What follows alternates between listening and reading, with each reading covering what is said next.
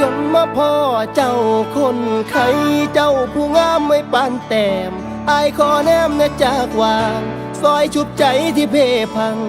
ลาบานางคนไข้สิเป็นไปได้บ่ท่านอายสิขอไปเคียงกายท่านเจ้าบ่มีภัยคันได้นางมาเคียงข้างสิขอหักนางไปจนแก่โปรดรับใจเอาไว้แน่ให้เจ้าแลในเด้อคำยามหนาวไอ้กะสิกอดยามนอนไอ้กะสิหอม